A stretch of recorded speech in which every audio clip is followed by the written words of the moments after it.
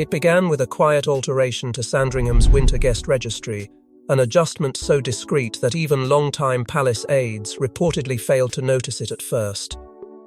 But within hours, private security teams were being rebriefed, ceremonial coordinators were summoned into closed-door meetings, and whispers began spreading through royal corridors that Prince Harry's expected access to the annual Sandringham celebration had suddenly changed. What initially sounded like routine scheduling soon evolved into something far more explosive. Before we go deeper into what this really means for the royal family, make sure to subscribe so you don't miss a single update. According to insiders familiar with palace operations, the atmosphere behind closed doors shifted almost immediately after the revised attendance procedures were quietly circulated among senior staff. What alarmed many aides was not simply the change itself, but the extraordinary level of secrecy surrounding it.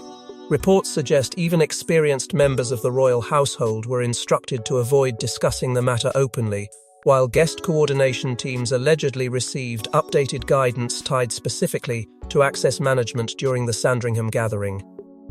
Sources close to former palace officials now whisper that Harry's expected presence slowly disappeared from internal planning discussions altogether, leaving some staff members stunned by how abruptly the adjustment unfolded. And as speculation spread through royal circles, many began to suspect the issue ran far deeper than a disagreement over invitations or holiday traditions. For generations, Sandringham has represented more than a royal estate. It has been viewed as one of the monarchy's most protected sanctuaries, a private refuge, where trust, loyalty, and family unity were historically guarded with almost sacred intensity. That is why insiders claim the growing tension surrounding Harry's access triggered such anxiety inside Buckingham Palace. According to various interpretations circulating among former aides and royal commentators, access to Sandringham has always carried symbolic weight within the royal institution itself. Invitations were never treated casually. Presence at these private gatherings often reflected who remained firmly within the monarchy's trusted inner structure and who no longer occupied that protected space. Reports suggest senior palace aides became increasingly concerned during recent years that internal confidentiality surrounding private royal gatherings had started to erode under the pressure of public interviews, media speculation, and ongoing family fractures. Some insiders even whispered that trust inside the institution had become one of the monarchy's most fragile remaining assets during King Charles's ongoing health struggles since early 2024. As the revised access restriction quietly took shape, speculation surrounding the involvement of Prince William and Princess Anne intensified rapidly.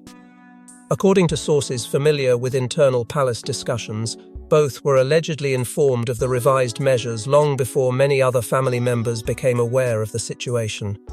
For Anne especially, insiders claim the matter touched a far deeper institutional nerve. She reportedly viewed Sandringham not simply as private property, but as part of the sacred geography of the crown, a place where the monarchy protected itself from outside instability during periods of uncertainty and vulnerability.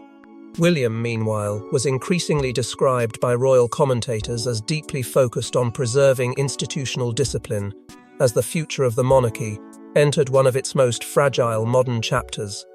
Reports even suggest tensions surrounding loyalty and confidentiality had been quietly escalating for months behind palace walls, with veteran aides allegedly warning that emotional flexibility could no longer override the monarchy's need for clear boundaries and controlled access. What made the situation feel even more chilling was Buckingham Palace's refusal to publicly clarify the growing rumours. No official explanation emerged. No denial was issued.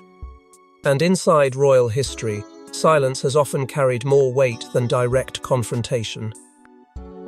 Media insiders reportedly began dissecting every detail surrounding Sandringham's preparations, searching for signs of deeper institutional conflict unfolding beneath the surface of public appearances.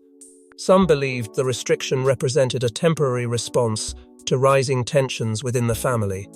Others feared it reflected something far more permanent, a quiet restructuring of who still belonged inside the monarchy's most trusted private spaces.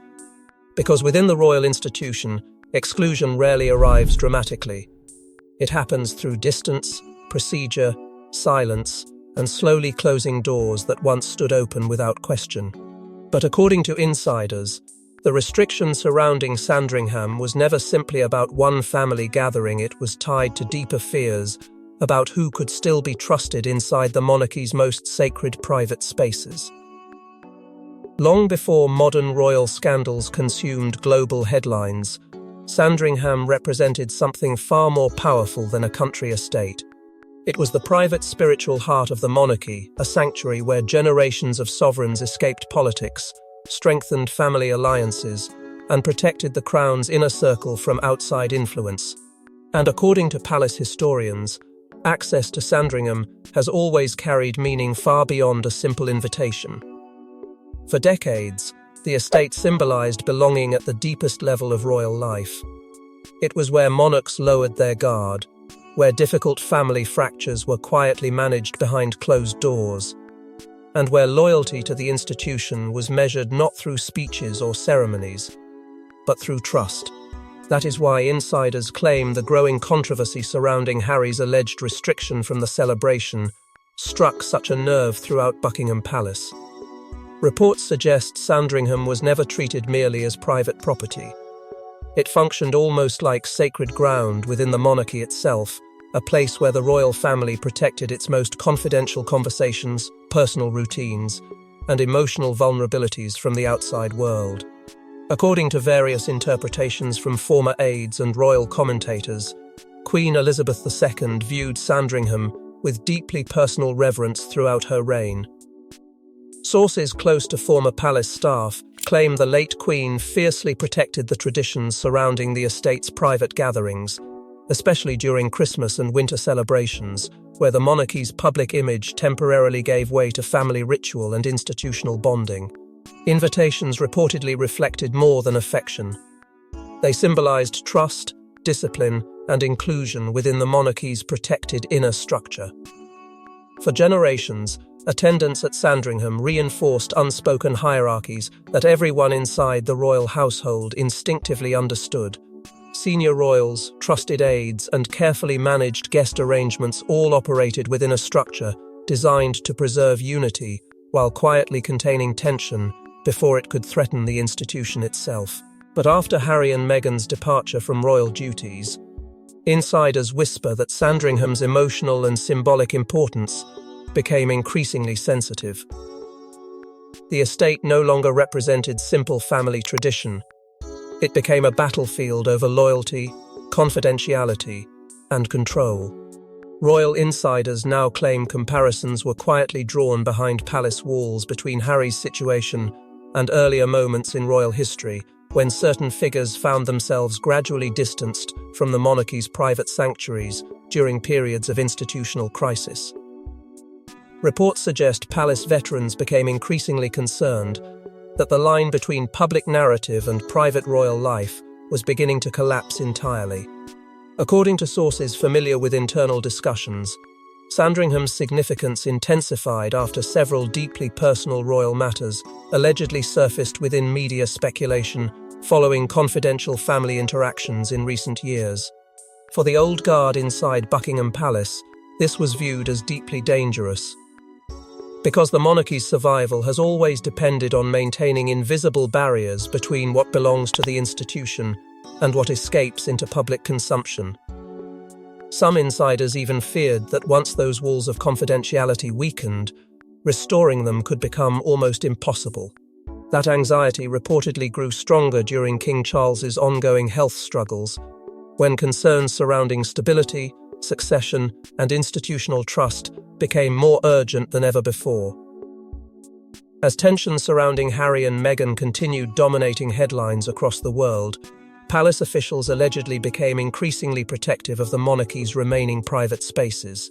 Sources claim veteran aides worried Sandringham was slowly transforming from a sanctuary of healing into a source of internal anxiety. Every invitation reportedly carried new political weight.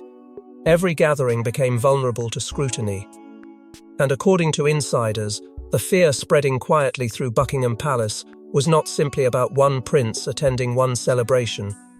It was about preserving the monarchy's final safe spaces during a period of extraordinary instability.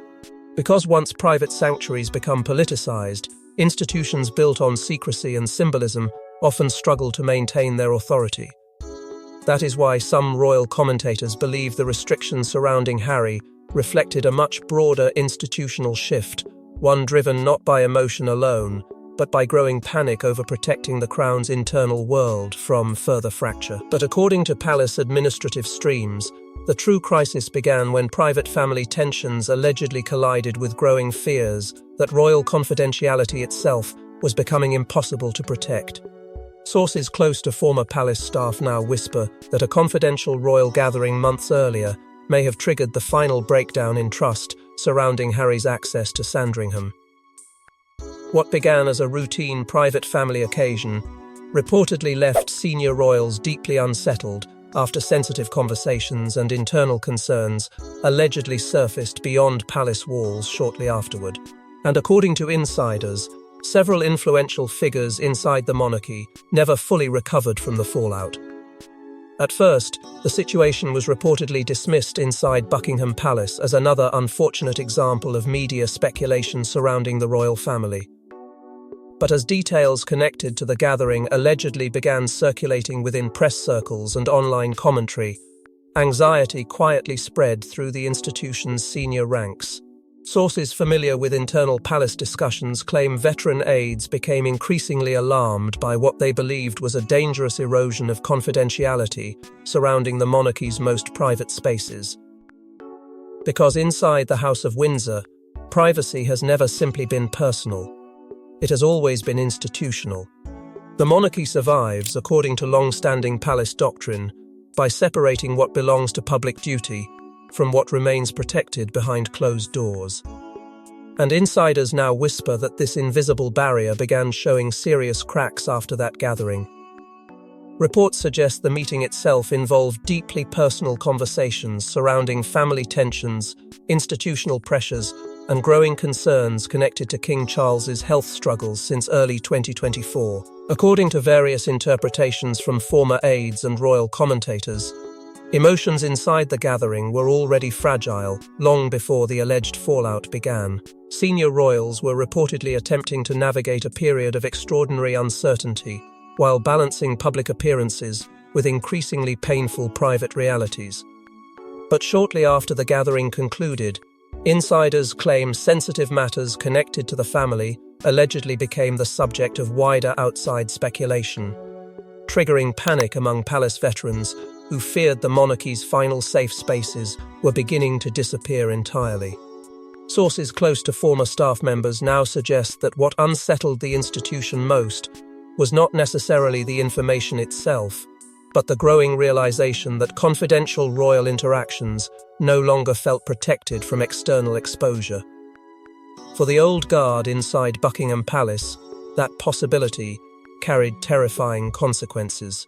Princess Anne reportedly emerged as one of the strongest voices warning about the monarchy's growing vulnerability during this period. According to insiders familiar with palace operations, Anne viewed the situation as far more dangerous than a temporary family disagreement. She allegedly feared the erosion of trust inside private royal spaces could destabilize the institution during one of the most fragile moments of Charles's reign. Reports even suggest Anne became increasingly convinced that stronger boundaries surrounding future gatherings were necessary to preserve what remained of the monarchy's internal discipline. Prince William, meanwhile, was reportedly experiencing growing frustration over the emotional and institutional turbulence surrounding the family. Sources close to royal circles claim William feared the monarchy's ability to function cohesively was slowly collapsing beneath years of public conflict, competing narratives, and widening personal divisions. According to media insiders, conversations surrounding future private gatherings became increasingly tense behind palace walls, with senior figures allegedly debating how to protect confidential family interactions from further exposure, without creating even deeper emotional fractures inside the family itself. As the anxiety deepened, palace officials reportedly began reassessing every aspect of private royal coordination surrounding Sandringham and other sensitive gatherings. Security advisors allegedly reviewed guest structures.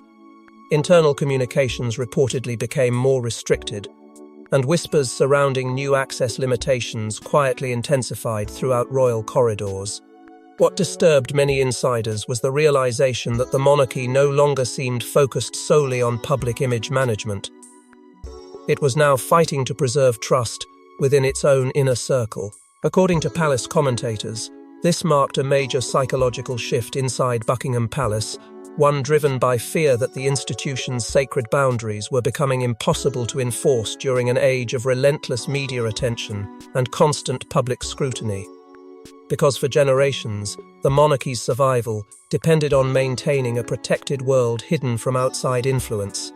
And once that protected world begins to fracture, the consequences can spread far beyond one prince, one gathering, or one family dispute. And while Buckingham Palace remained publicly silent, insiders claim senior figures inside the institution had already begun quietly preparing what some now describe as the monarchy's most unforgiving access doctrine in years. By early 2026, reports suggest Buckingham Palace's internal operations had shifted into a far colder and more disciplined phase.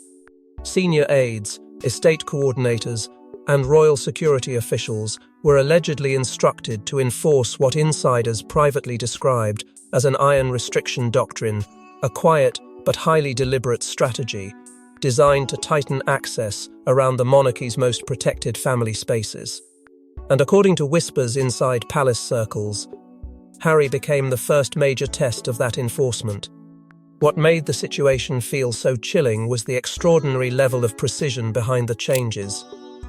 Sources familiar with palace operations claim the restrictions were not introduced emotionally or publicly.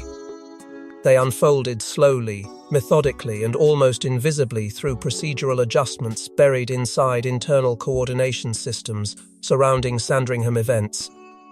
Guest clearances were reportedly reassessed, attendance structures allegedly reviewed line by line.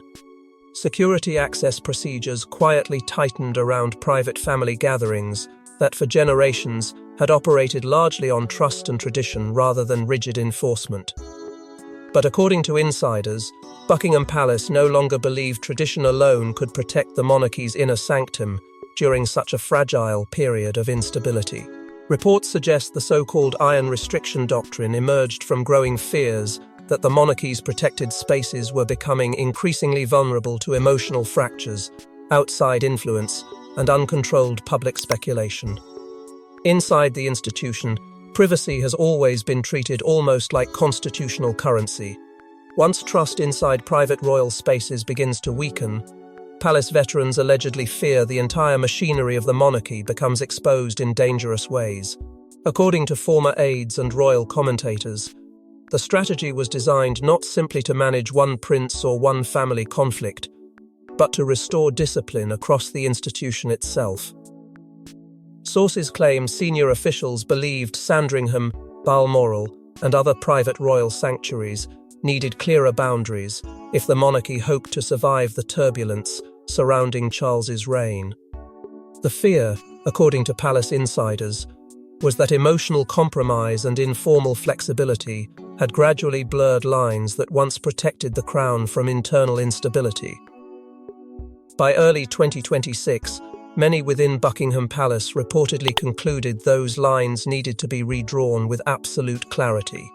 Princess Anne allegedly became one of the strongest defenders of the stricter access doctrine as internal anxiety surrounding confidentiality and trust intensified. According to insiders familiar with royal operations, Anne viewed the monarchy's private estates as sacred institutional spaces rather than casual family retreats.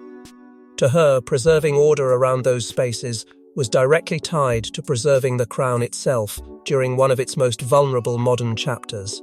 Sources even suggest Anne privately warned that weakening internal discipline during Charles's ongoing health battles could create long-term institutional damage far beyond the current family tensions.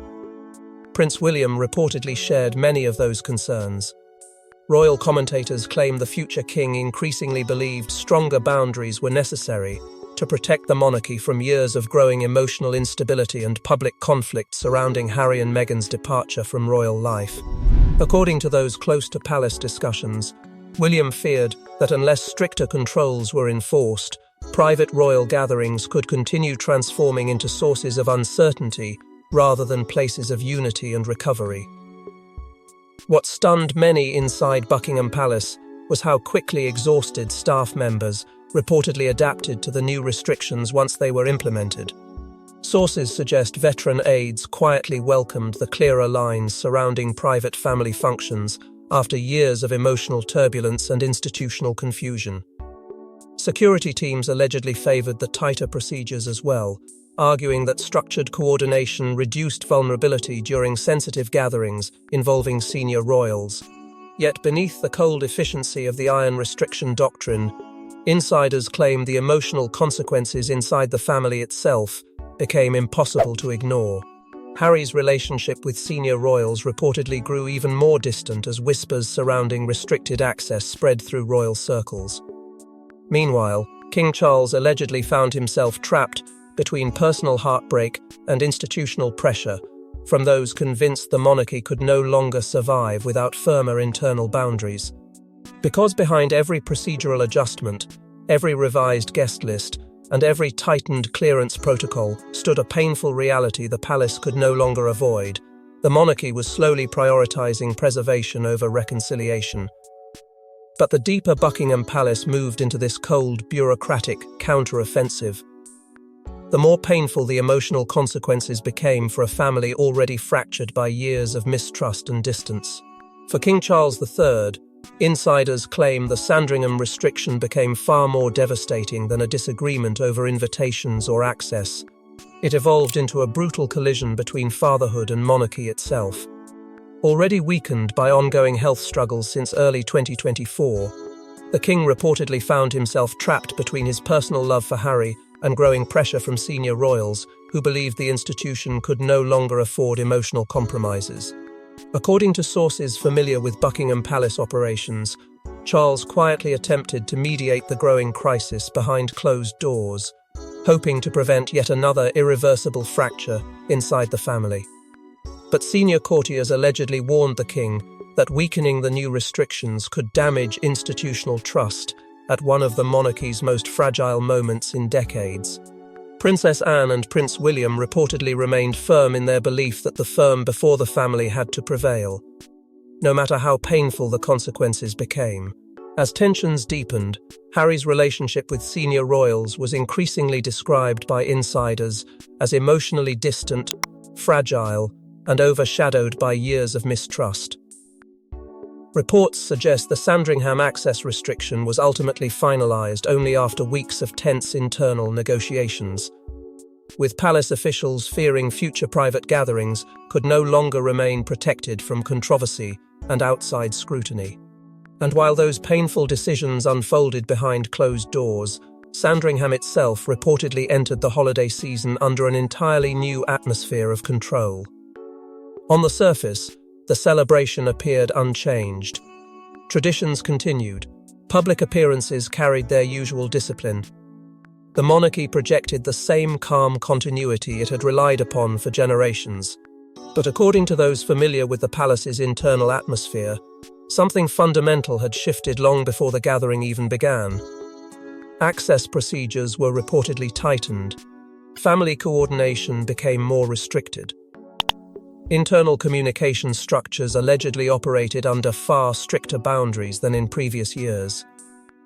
Royal commentators began speculating that the restrictions surrounding Harry no longer reflected a temporary family disagreement, but a much broader institutional message about trust, confidentiality, and survival inside the House of Windsor. Princess Anne and Prince William reportedly emerged as the leading defenders of continuity and control during a period many insiders viewed as dangerously unstable for the crown itself. Yet, Buckingham Palace remained publicly silent, fueling even greater speculation surrounding the emotional fractures hidden beneath the monarchy's composed public image. And while the winter celebrations continued behind Sandringham's guarded walls, Insiders insist the real story was never simply about one absent prince. It was about a monarchy choosing institutional survival over emotional reconciliation. By the following morning, whispers surrounding Sandringham had spread far beyond royal estates and palace corridors. Royal commentators, former aides, and palace historians reportedly began analysing every detail of Harry's absence with growing intensity. To some, the restriction looked temporary, but to others, it symbolised something much more chilling: the quiet closing of a door the monarchy no longer intended to reopen. Media speculation surrounding Harry's future role within private royal functions intensified almost immediately, with insiders claiming Buckingham Palace was no longer treating the situation as a short-term family disagreement. Instead, many palace veterans reportedly viewed the restriction as part of a much broader institutional shift taking shape since Queen Elizabeth II's passing. According to royal commentators, years of public image battles, interviews, and widening family fractures had fundamentally reshaped how the monarchy now approached trust, confidentiality, and access to its most protected spaces. Inside senior royal circles, the phrase "duty over blood" allegedly resurfaced with increasing frequency as veteran aides and institutional figures pushed for stricter boundaries rather than emotional flexibility. Comparisons were even drawn to earlier periods in royal history, when exclusion and distance became survival strategies during moments of internal crisis. And according to those familiar with the palace's internal thinking, the growing fear was no longer simply about one absent prince, it was about protecting the monarchy's ability to function under relentless pressure. Yet in the end, Buckingham Palace never publicly explained the deeper reasoning behind Harry's restriction from the Sandringham celebration. No official statement clarified the emotional reality behind the decision. But according to insiders, the silence itself became the monarchy's final answer. Because inside the ancient machinery of the crown, exclusion is rarely loud. It happens quietly through distance, protocol, silence, and the gradual closing of once familiar doors. Princess Anne, Prince William, and senior palace officials reportedly emerged as guardians of continuity and discipline during one of the monarchy's most emotionally fragile periods, while King Charles remained privately torn between fatherhood and constitutional responsibility. Sources close to the institution claim the king struggled deeply with the emotional cost of the restrictions, but ultimately accepted what palace insiders viewed as an unavoidable truth. The monarchy had chosen preservation over reconciliation, and in doing so, Buckingham Palace may have revealed something far larger than a private family fracture. It revealed an institution determined to survive even its most painful internal divisions, no matter how cold or unforgiving those decisions might appear to the outside world.